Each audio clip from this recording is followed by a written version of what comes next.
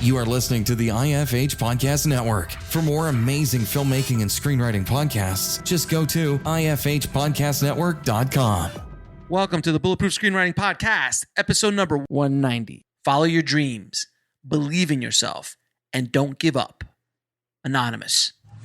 Broadcasting from a dark, windowless room in Hollywood when we really should be working on that next draft. It's the Bulletproof Screenwriting Podcast, showing you the craft and business of screenwriting while teaching you how to make your screenplay bulletproof. And here's your host, Alex Ferrari. Welcome to another episode of the Bulletproof Screenwriting Podcast. I am your humble host, Alex Ferrari. Now, today's show is sponsored by Bulletproof Script Coverage. Now, unlike other script coverage services, Bulletproof Script Coverage actually focuses on the kind of project you are and the goals of the project you are. So we actually break it down by three categories: micro budget, indie film market, and studio film. There's no reason to get coverage from a reader that's used to reading tentpole movies when your movie's going to be done for $100,000. And we wanted to focus on that at Bulletproof Script Coverage. Our readers have worked with Marvel Studios, CAA, WME, NBC, HBO, Disney, Scott Free, Warner Brothers, The Blacklist, and many, many more. So if you need your screenplay or TV script covered by professional readers, head on over to covermyscreenplay.com. Today's show is also sponsored by Indie Film Hustle Pro, our private and growing community for filmmakers and screenwriters. It was created for film creatives like you to meet, network, and support each other, learn from film industry experts, and to get the answers to your burning questions and more. The journey in this business is rough. There is no guarantee to success, but your chances of reaching your goals dramatically improve when you find others who are on the same journey as you and you work together towards a common goal. That is why I put together IFH Pro. Inside, you'll get professional networking, private and safe spaces to discuss the film business, access to advanced tools and education, up-to-date education, exclusive content not available publicly, access to IFH Pro workshops, webinars, special guests, and so much more. If you want to check it out, head over to indiefilmhustle.com/pro. Well, guys, today on the show, we have a self-made filmmaker who has done some pretty remarkable stuff in his career. We have Andy Erwin, one half of the Erwin Brothers, who are very well known in the industry for making films like October Baby, Woodlawn, I Can Only Imagine, and the new hit film American Underdog, The Kurt Warner Story. Now, Andy and I sat down and had a fantastic conversation about how he got his start, how nobody believed in the kind of stories him and his brother were trying to tell, and how they took things into their own hands and made a good amount of cash and revenue off of their films, to say the least. I Can Only Imagine pulled in about $80 million on a, let's just say, smaller budget than that. So they've done very, very well for themselves, and it is a very inspiring story, and I hope it will inspire you guys to keep going and to follow your dreams of being a filmmaker or a screenwriter, or just follow whatever creative dream you have. So without any further ado, please enjoy my inspiring conversation with Andy Erwin. I'd like to welcome to the show Andy Erwin. How you doing, Andy? I'm great, man. It's good to be with you, and good to talk movies. Yeah, man, absolutely, brother. So, man, you've had a very interesting career, to say the least, bro. How did you get started in this insanity that we call the film industry?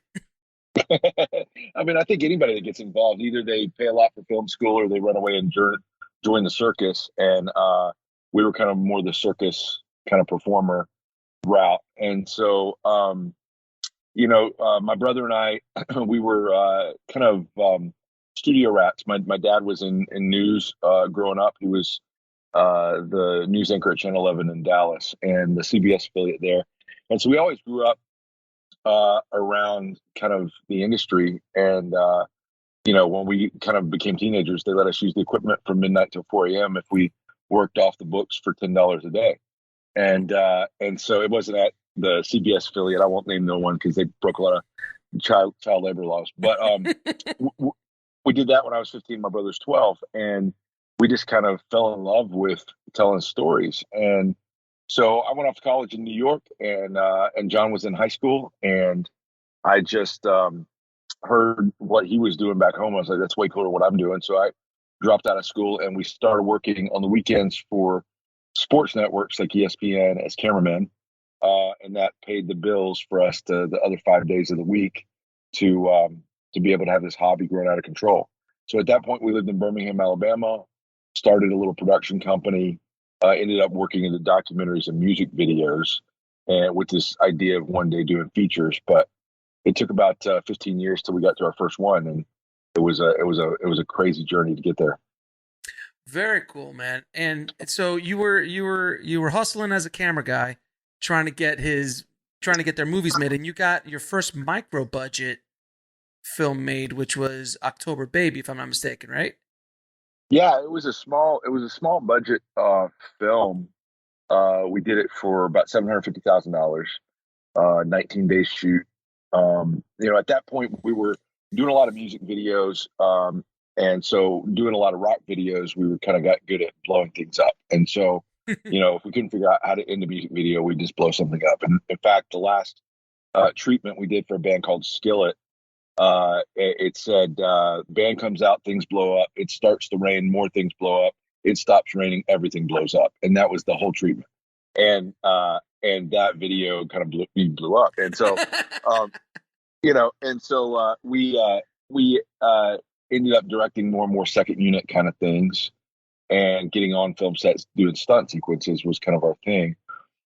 And then, we just said, it's now or never. We need to kind of take the opportunity to try to do, see what we could do on our own. And so we just said, rather than lean into all of our tricks of anything flashy, let's just do a small little character drama. And there was a friend of ours named Gianna Jessen that had an incredible story about her life story that we had heard. And we just said, what if we fictionalize that and kind of put it in the context of this kind of romantic kind of coming of age story? And did it at a little $750,000 micro budget. Should have never worked.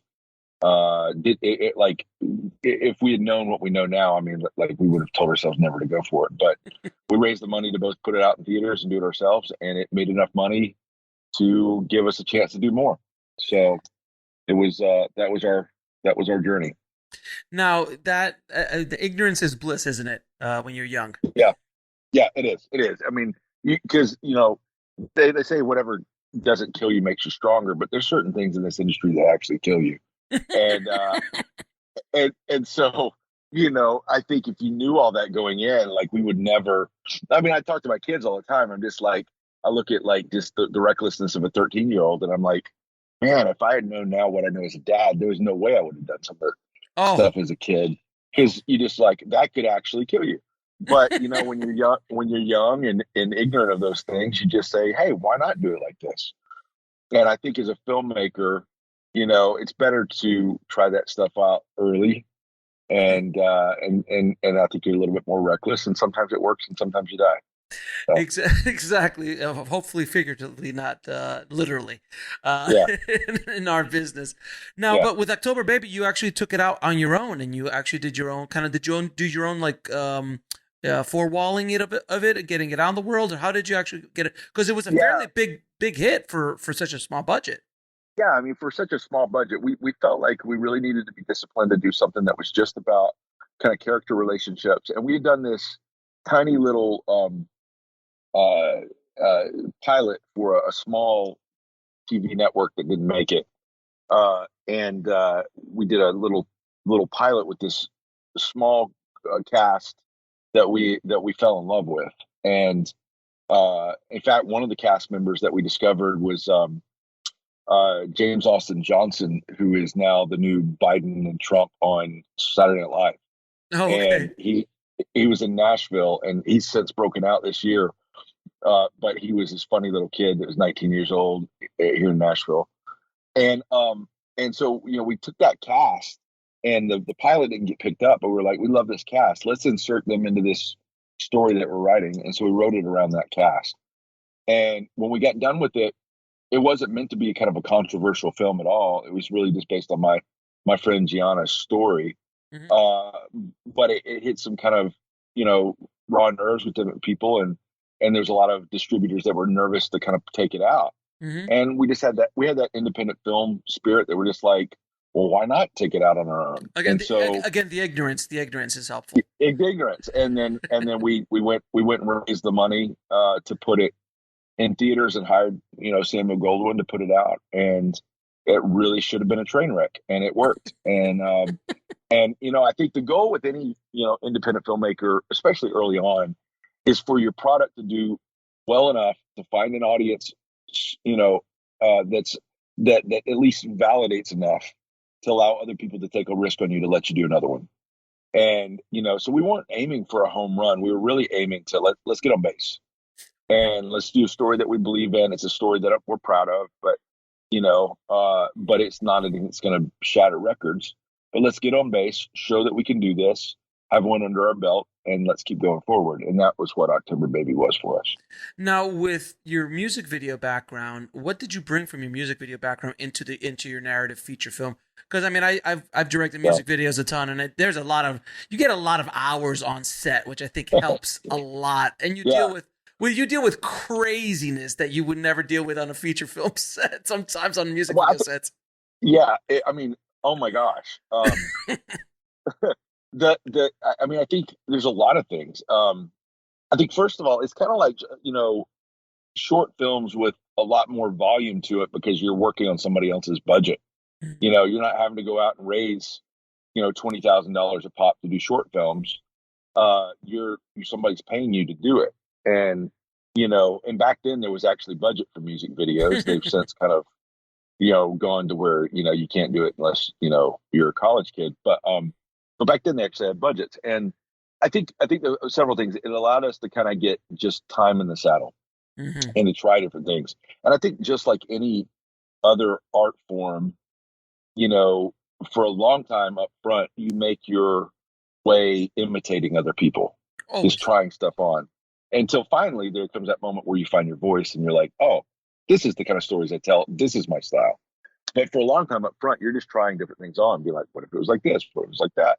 And doing music videos allowed us to kind of try a lot of hats on. And so we started out in more the Christian contemporary world, and I had a lot of fun there. But then moved into country some, and then we ended up doing a lot of stuff in the rock world. And that was where we just got to experiment. And then the second thing is it allowed us to learn how to deal with big personalities. And I think I think every actor wants to sing and every singer wants to act. So they're intrinsically kind of the same species. And I think you just learn to deal with, fragile egos, deal with people that need to feel safe. No artist, whether it's a music artist or an actor, wants to look stupid. And I think typically a lot of the neurotic behavior that is exhibited is just from people being afraid of looking stupid. And so it just allowed us to learn how to navigate a lot of that stuff. So it knocked some years off of those headaches of learning how to speak that language, so that when we stepped onto a film set, it's just like, oh, okay, this personality is familiar at least. And then my brother more particularly than me is more visual, and he brought a lot of that visual style into how we shoot.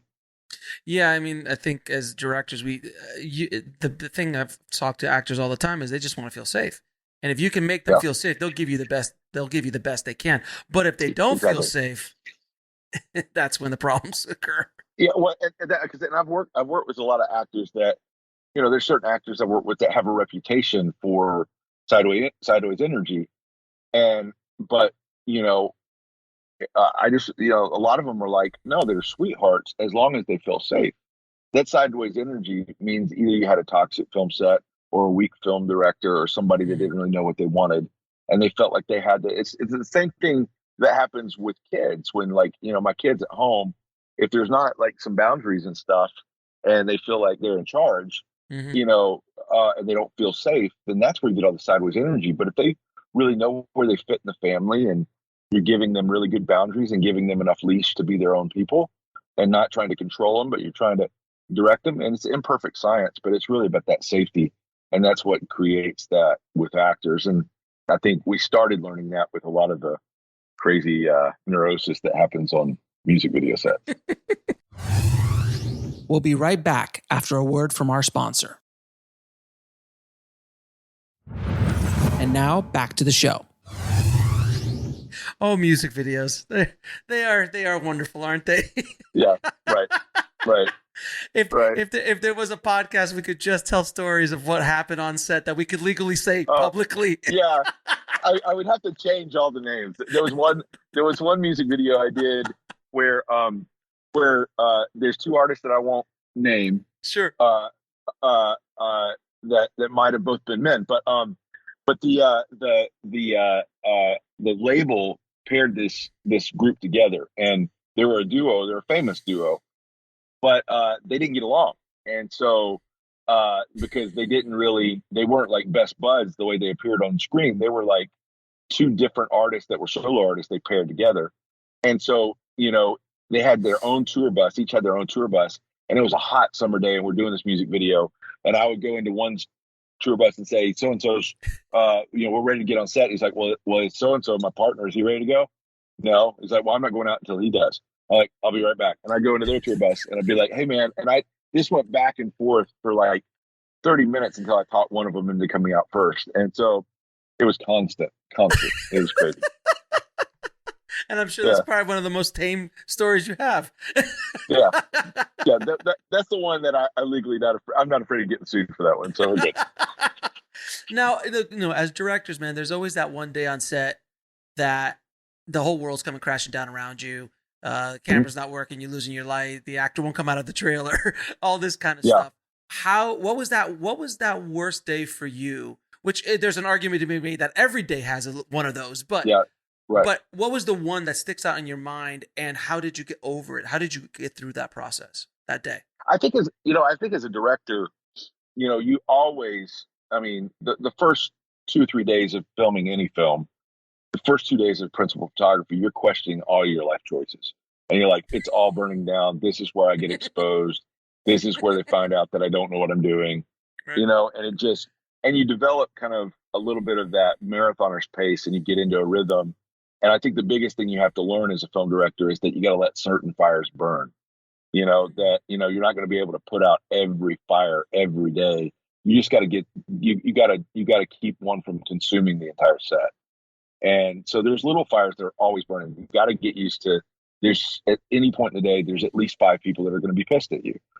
And I think as you have more time in the saddle, you get a little bit more calluses, where you're like, you don't lack empathy. You're not immune to the fact that it's hard, but you just have to be okay that people aren't okay with you sometimes. And, but for me, the biggest catastrophe that ended up, I think, actually making a better film, was, on the movie Woodlawn, and so Woodlawn was another independent film that we had done. So, it was one that was the most personal to us. It was a story that my dad used to tell us as a bedtime story growing up in Birmingham, Alabama. And it was the one that we wanted to make. And it's a true story about the last part of integration in Birmingham, Alabama in the 70s. And this one little football team that was the last to integrate, and the first Black superstar that came out of that system, this kid, Tony Nathan. And so we had raised the money to do it. It was the most money we had raised to that point. It was about $13 million. Oh, wow. And we went out to start, it was the last week of pre-production, and I cast a kid out of London to play the role of Tony. I don't know what it is about British actors, but they play the best people from the South. It just, you look at anybody on TV right now that's got a Southern accent, I guarantee you they're from England. But so I cast this kid, really good actor that's going on to do some big things. And the week before we started filming, for whatever reason that was not an explanation, the embassy pulled his visa. Oh. They wouldn't let him travel. And we're like, we didn't have the budget to push. So, instantly, I was like panicked. I just said, and our casting director starts, just throwing out all sorts of names of people that were good actors, but I'm like, well, are they athletic? Do they play football? Because it was so important that this actor be able to do a lot of in-camera stuff. And so we were panicked. There was this one kid named Caleb Castile that was the stunt double for Tony. And Caleb had auditioned for Tony. I hadn't seen his audition. It wasn't particularly good, but he just had this charisma that wouldn't quit. And he said, well, if I don't get Tony, I'm going to be the stunt double. So he shows up as stunt double. And this kid played for Nick Saban at the University of Alabama. And he runs like a gazelle, man. He just is pretty to watch. Mm-hmm. And I was just, I'm kind of a person of prayer. And I was just like, man, what do I do? And Caleb's name popped in my head. And I was like, surely not him. He's been in one TV commercial. And I like that. Surely not him. As you're talking to the voice in your head, surely not him. Surely not him. Surely not him. And just, it felt right. And he just had this spirit that wouldn't quit. So I called him up and I just said, Caleb, I need you to get over here to the studio. I'm going to give you every opportunity to win this role today. And he said, I've been waiting on the call. I signed my side the day I auditioned with the date and said, this is the day I got the role. And he said, I just knew it was mine. And I was like, holy cow. So I threw him in a room with John Voight, who was playing Bear Bryant. And Caleb just, and good acting is about how you respond. It's about being in the moment, being present. And it's not about acting, it's about reacting. And Caleb just reacted incredible being in the room with an Oscar winner. Sure. And he had the skill. And the whole movie, we called this the whole team together and said, this movie is about rallying around this kid, Tony, and the team rallying around him. We're going to rally around Caleb. He's our guy. And so he became the star. He became number one on the call sheet that day. That's awesome. And it made the movie. And since then, Caleb's broken out. He's on one of the leads on NCIS Los Angeles now and is doing incredible for himself. But that was the day he went from being a stunt guy to being number one on the call sheet. And I think a lot of times on a film set, the worst moment where you feel like it's all going down, it doesn't always work out. But a lot of times there's a doorway there to make something better. Yeah, you always may have a plan, but it generally rarely ever goes according to plan. No. And it generally, I'm going to say 9 out of 10 times, it ends up better than what you expected. Yep, it usually does. I mean, and I think that's the hardest thing for young filmmakers. I think it was a big lesson for me there. But for young filmmakers, and that was my third feature at that point. But for young filmmakers, there's this fear of if I let go of control, that people are going to see that I really that I'm a fraud. And I think any artist feels that. And I think as a result, we hold it tighter to the vest. Be like, I don't want you to judge me. Don't judge my ugly baby. And I think what I've learned is when I do that, when I have done that, the best I can hope for that movie to turn out is the one that I have in my head. There's no room for discovery. But when you kind of loosen your grip and you trust a close group of collaborators to speak into that process and have this policy of best idea wins, then there's this element of discovery where it doesn't matter where the idea comes from. If it's a great idea, let's use it. And when you realize that you have control because you're in the chair, you are the director, there's a lot of power that goes with that allows you to look at other people's ideas. So you discover things that you wouldn't have other ways. So it makes a better movie. I always find it fascinating. I've been blessed by speaking to so many amazing high-end performing people in this business, Oscar winners, Emmy winners, and so on. And it never ceases to amaze me the whole concept of imposter syndrome.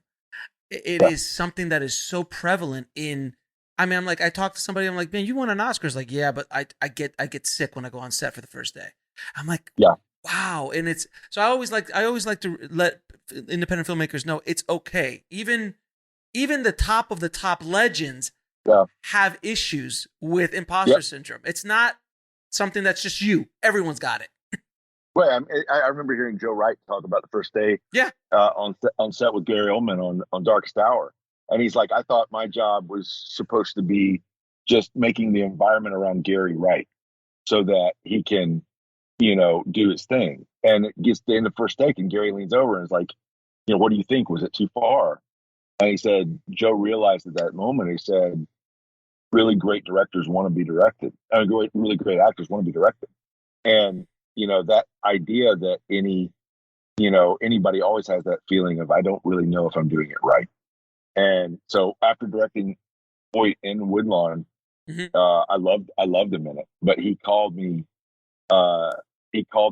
late one night, and John was like, Andy, it's Voight. Am I any good in this picture?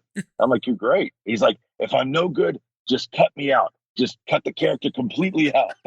I was like, John, go ask your Oscar, bro. Or You're okay.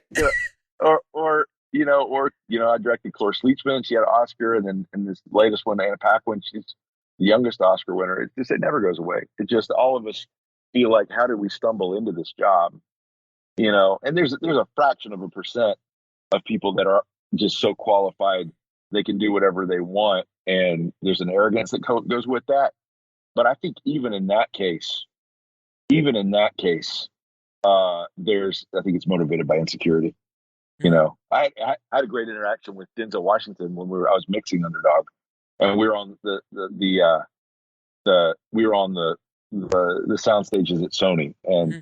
he was mixing Letters to Jordan next door. I had Underdog. Michael Mann was mixing his TV series he's doing right now, Across the Hallway, and then Jason Reitman was test screening Ghostbusters on the fourth stage. So we're all on stage 6, and I texted somebody, and I said, "Oh my gosh, how did I get on this stage? Who's the imposter here?" And my filmmaker friend wrote back and said, "All 4 of you." I was like, "Oh, okay, all right." I'm sure Denzel at one point or another said that the same thing about, like, because he just, like, everyone starts somewhere, man. No one just comes out an Oscar winner. No one just comes out knowing everything. You got to go through the process. You got to get the bumps. I always call, you got to get the shrapnel, and Yep. that shrapnel is what makes you, man. But yeah, you're absolutely right. Now, I mean, I got to touch on I Can Only Imagine, man. I recently, after I watched American Underdog, which we're going to talk about in a second, I went back. I was like, let me go watch that, because I'd seen the trailers, I'd never seen it. Man, that movie was impactful, man. It was such a such a powerfully emotional film, and it's such an oddity, because it's like, hey, let's make a movie about how a song was written. Now, it is one of the biggest songs of all time, but it's like, you don't hear that, like, let's go see how My Heart What Goes On was written. Like, it's not a thing. Right. So how did you even get, though that would be an interesting, I've seen the making of that movie. Yeah. No, but how did you get that? How did you get involved with that? How did you want to tell that story? Yeah. It was funny because we do peddle in true stories, and we do very much gravitate towards stories of faith. I think that's become much more a mainstream experience over the past 10 years than maybe when we first started. Mm-hmm. It was much more a tiny little niche kind of early on, but now it's kind of found its footing where, the same way that other niche genres like, superhero movies or horror films have found their footing in something that's more mainstream. But when we started, we were trying to find that. Hopefully, we've been part of that solution, as well as others like Devon Franklin. But with I Can Only Imagine, we're not smart enough to really go out and find great stories. They just typically land in our lap. And I was screening. We did a comedy. I do not recommend directing a comedy. It is very tough. Yeah. But we did a small comedy. Our second film was a small comedy for Sony called Mom's Night Out, and it was definitely took years off my life. But in the middle of that, I was test screening the comedy up here in Nashville, and I just was cold calling a lot of people in the community that might be interested in watching it. And so I reached out to Bart Millard from the band Mercy Me, who wrote the song I Can Only Imagine. I wrote him on Facebook, and I just said, "Hey, we don't know each other, but we run in the same circles.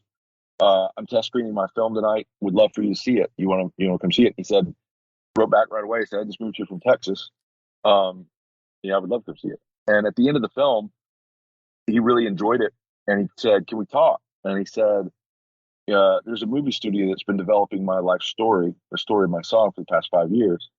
I would love you guys to take a look at it.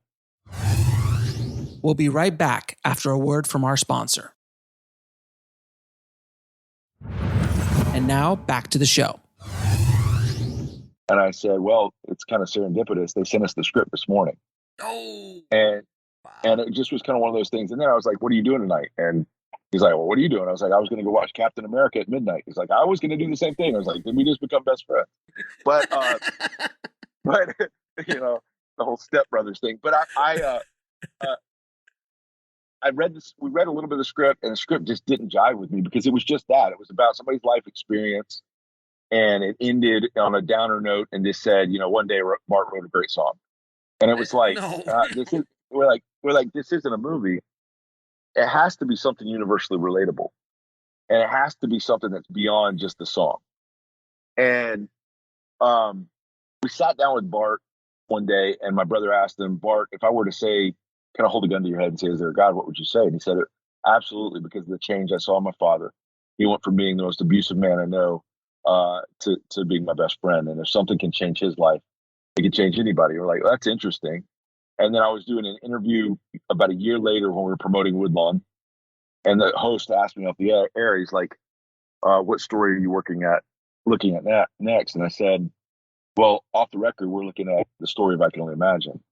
And he said, oh my gosh. He's like, I was at the Ryman that night when Amy Grant pulled him up on stage and gave him his song back. That's the most magic thing I've ever seen in music. And I was like, wait, I don't know about this. So I called up Martin. I'm like, did this happen? He's like, oh yeah, man. That was the most magic night of my life. I forgot to tell you guys that. And I'm like, you idiot. Help Start me off help, with that, man. help me help you. Help me help you. I'm like, well, that's a movie. And I'm like, there's your triumph. And so we engineered that whole film from the standpoint of what would it be. I think there's something universally relatable about the kind of the father wound that a lot of guys have in particular, you know, people in particular, but guys. And that desire of every man, because of that fraud imposter syndrome, wanting to have their father stand and applaud them. Oof. And so we were like, what if we engineered the moment at the end that there's an empty room and he sees his father, and the whole movie builds to that moment. And, you know, and then, you know, this abusive father that eventually stands in approval. And for men in particular, when they watch the film, it catches them way off guard and brings really big emotion because of that. And it's beyond something of faith. I mean, faith is definitely a huge part of the story, but it's really about that universal desire of redemption between a father and a son. And I think Dennis Quaid killed it. I think it's one of his best performances as the father. And I'm really, really proud. I'm really proud of how the film turned out. And that was really the launching point. We had a big disagreement with the studio on how to make it. They said there was only 17,000 people on the planet that would watch it because it was just a. It's and so we, dude. To be fair, yeah, to be fair, on paper, not a good sell. Yeah, it's very no, not at all, not at all. It's a song about a Christian. Yeah, it's a movie about a Christian song. Like, really? In fact, the day that we started making it, there was a big Deadline article that said the music biopic is dead, and that was the same year that Star is Born and Bohemian Rhapsody and a bunch of others came out. So, you know, I guess the article was wrong, but you know, I think we had a big disagreement, and so we went out and again raised the money to both make and release it. We did a blended fund of both P&A and the production budget, which was about $7 million on it, and then we bought it out from under the studio and made it independently. And then right when we started shopping it, Roadside Attractions came along and said, we know how to put this out because we specialize in kind of awards films that are niche. And they had just done Manchester by the Sea, and that was their big, you know, hit. And we were like, okay, we'll trust you with it if we can do this deal with your sister company, Lionsgate, too. And so Lionsgate stepped on board. We did a deal with them and rented the system and put it out. And then little $7 million film did $86 million. It was just a good breakout moment. Not a bad. So that turned out of it. It started at a studio. Studio didn't believe in it the way you guys believed in it. You took it back from the studio, put your own money, found your own money in, and released it yourself. And then, of course, got all the money out of it. Well, our investors did really Yeah, well. So investors. it Yeah, was, yeah, yeah, yeah. Yeah, yeah, yeah, yeah, of course, yeah. and hey, we didn't do too bad either. I mean, my kids are going to college, but it definitely was life changing for us as well. Wow, man, But that's yeah, awesome. we did a page one rewrite, our version of the story, and that's when the studio, who had worked 5 years on it and couldn't crack the story, didn't like that, and we just said, hey, we're going to stick with our vision, and we made, you don't always want to go all in the moment, but there's certain hands where you're like, this is my all in moment, and so we pushed out all the chips in the middle of the table, and it was either going to be a success or a disaster, and we just happened to land on the front side of that. Yeah, it landed on black for you, and yeah, there's no question. But look, there are those moments in life where you're given a choice. You're like, are you in or are you out? And unfortunately, so many filmmakers make that they do that all in at the very beginning of their career, and they Yep. like mortgage their house and they want to tell this story, and it doesn't work out well for them. So your story is definitely an anomaly. But then for everyone listening, well, they did it. I'm like, yeah, they did it, but look at the story they had. They had a song that millions upon tens of millions of people around the world knew. You had an Yeah. you had an audience. That's what the studio didn't understand. They didn't understand that there was so much love for that story. But then again, it wasn't just about the song. It's really about a son and a father. Well, it's about the ingredient. Like, that's why you can't go all in on every hand. Right. The ego artist in each person that says, "Oh, this is going to be," that's only one component. The bigger things are branded IP is king. Having something Mm-hmm. that has a following. Mm-hmm. Then secondly, something that has the story ingredients. For us, we very much look at kind of how what Jordan Peele did with Get Out. I mean, he had a great horror movie. It appealed to his core fans, but he had this rare universal overlay to it that appealed beyond just slasher movies. It had a social justice appeal. It had a Hitchcock feel. It was something for everyone. Or a movie like Quiet Place that did that same thing. It was about that universal idea of a father trying to make his family safe, a father and mother trying to fight for their family. That was beyond a horror movie. And so those ingredients are rare. But when you have the ingredients, you have the branded IP, and then the third thing is timing. It's all about timing. Like, I can only imagine could have happened 10 other ways at 10 other times, and I'd say 9 other times it fails. Right. It just the timing was just right, and all the stuff lined up, and we just happened to fall into that, and so that happened. So now your new film, American Underdog, which, by the way, I absolutely love. My wife and I Okay. sat. We got the screener sent to us, man. With my wife and I, my wife doesn't know about football much, but I'm like, Yeah. look, it's a good movie. Look, it's got this guy in it, and it's got Anna Paquin. She's like, oh, Sookie. I'm like, yeah, Sookie from True Love, Yeah. True Blood. Yeah. So she's like, all right, I'll Yeah. watch it. Yeah. And we're there on like a Saturday afternoon, and we just start watching it, and we're just like, son of a bitch, this thing's grabbing us. Holy shit! I Like love this that. is, I love that. that's like it's pulling me in. Like what the hell? Like I knew who Kurt Warner is. Yeah. I didn't know Yeah. the Sure. extent of his story. I knew he was an underdog, but I didn't know the details. Right. But the key was watching my wife watch it, who knew nothing, and she was like getting involved in the emotion and the characters and the story. Right. The football was just an aftermath. Like that doesn't even matter to her. It was all about the characters. And again, when you were saying IP, I mean, you've got Kurt Warner, who's a very famous football player, and then you throw the word underdog, and then you throw the word American underdog. I'm like, might as well just put up Stallone and Rocky up there at the same time, brother. I mean, like you were hitting a bunch of good. So when I saw it come through my view first time the trailer, I was like, oh, this is gonna do well. Oh, this will be this is gonna do just fine. How did you guys get involved in this story, man? Well, and it didn't hurt that the Rams won the Super Bowl and gave us some free Correct. advertising for the home video. But yeah, it's again one of those things that fell to us, and I'm really grateful for it. But 20 years ago, when I was a sports cameraman, the only Super Bowl I ever worked was in 2001, Super Bowl in New Orleans, and it was Kurt Warner in his second Super Bowl against Tom Brady in his first. And the story we tell in our movie had happened the year prior, and I just remember watching Kurt and being like just intrigued by the guy. There was just something very Rocky-esque. I mean, I think the films that influenced this one the most were Rocky, Cinderella Man, and Warrior, where it was really a lot of fighter stories about kind of one man against the world and fighting for something that the stakes that drove what happened in the arena. And there's something very Rocky-esque about Kurt. But I just remember watching him go over to the stands and interact with this spiky-haired, beautiful lady, and that was his wife, Brenda. And I always said I would love to know the story behind that. Never knew that I was going to be 20 years later that my brother and I would be the one to direct the film. Right. So when it came back around, I can only imagine it hit. We'd done another movie after that, and then as we were finishing, the touches on the script for the story we were going to make, somebody said you ought to talk to the Warners. Again, it's a film that's stuck in development at another studio. We specialize at that, and they said, but the option is up, and and you might want to look at it.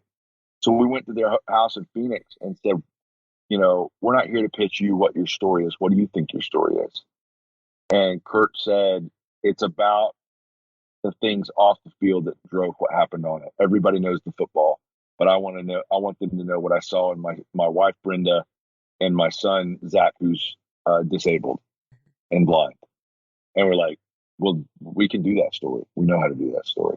So when we stepped into it, and then the pandemic hit and threw all of our plans in the air, and then we finally, as we were writing the script, Zach Levi's a longtime friend from Shazam and Chuck and all that. And Zach and I were talking on FaceTime one day, and we had the same agent. And he said, what's this Kurt Warner movie I keep hearing my name thrown around in? And I said, well, Zach, your book for the next 3 years, I wasn't going to pitch you. And he said, no, let me read the script. And I sent him the script, and he texted back at midnight that night and said, let's make a football movie. And then I called up the producer team, and I said, well, I just landed Zach Levi. I didn't really mean to, but he's in. And they're like, great. And so then it kept pushing because of COVID. And finally, we just like, if we push one more time, we lose Zach because he's going to do Shazam too. And so we just called them and said, hey, guys, what's your screw it number that we have to hit? And they gave us the number we had to hit to make the movie. And we said, okay, we've got to chop this schedule from 45 days down to 30 to make it. And so it was the most stressful thing I've ever done in my life. Wow. But we kind of, all that turmoil, we focused it on, like, this is the story we're telling, is this guy had the deck stacked against him, and we're all going to live Kurt Warner's story together in the middle of trying to film in a pandemic, and that once he was on board, he rallied around that. And then Dennis Quaid, he looked so much like Vermeil. I sent it to Quaid, and I said, Quaid, I'll let you play anybody you want, but I think it's special when an icon plays an icon. And I had done a highlight reel of Dick Vermeil, and I sent it to him. He's like, I'm your Vermeil. I want to do it. And then, all these great character actors came on board, like Bruce McGill and, Adam Baldwin and Chance Kelly and all these guys. And then what sent it over the top was, we're like, it has to be about, it's a co-starring thing. It's not, Brenda is very much the equal lead of this story. She's the underdog on the other side of the coin. And when Anna Paquin read the script, she fell in love with her. And she called me and she said, I've never done anything interacting with really anything inspirational. I don't know anything about sports. I don't really know anything about faith. She's like, is that a problem for me playing the wife of a prominent sports star that's a Christian? And I said, absolutely not, Anna, as long as you can really try to fight to understand the person you're playing and make what is important to her important to you. And she's like, that's exactly how I work. I'm like, well, who wouldn't want to work with an Oscar winner? And once she signed on, it dramatically took off. And she and Zach paired so well together, because Zach typically does the action comedy thing, and he does it well, better than anybody.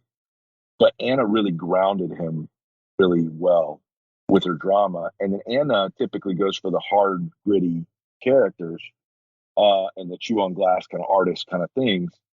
But Zach really kind of pulled her, lifted her out and showed this lovable side that people haven't seen of her before. And so it made an incredible, and we just like, this is our moment. We have to do it now. If we don't do it now, it's never going to happen. And we just rallied around that. And again, it could have been a failure, but it worked. So yeah, and both of them played parts that they generally don't play. I mean, you never see Exactly. Zach. Yeah, Zach. No, I've never seen Zach in a dramatic role. They both killed it. They both, I think, did. He was Kurt. I mean, there's just Yep. no Yep. question about it. And then when you see it, obviously, when you see the images of Kurt in the credits and stuff like that, which is just like, oh, man, it's just it just hit it that I wasn't prepared for it. We'll be right back after a word from our sponsor. And now back to the show. Let's just put it that way. I think it catches you off. It catches you off guard, you know. And I'm a pretty look, man. I've been a filmmaker for 30 years. It's hard to catch me. So it's when a movie does get me, I was like, oh, son of a, I didn't see that coming. Like I generally could see things coming. I didn't see that coming. So you have, and it happened with me on I can only imagine, because I didn't see it coming. So the way you guys are approaching stories it has a very unique perspective. And yeah, you come in through faith, and that angle of it, but it hits you at an emotional level that generally you don't expect as a film, as an audience member, because so much of the stuff that we consume today, so McDonald's fast food kind of entertainment, and then when a home cooked meal shows up, you're not kind of ready for it. Yeah, exactly. I mean, if you're used to McDonald's, when there's broccoli on your plate, you kind of roll your eyes at first, even though it's really what your body needs. And so it's like, how do we dress that up in a way that makes it non-threatening, but then still allow something of substance?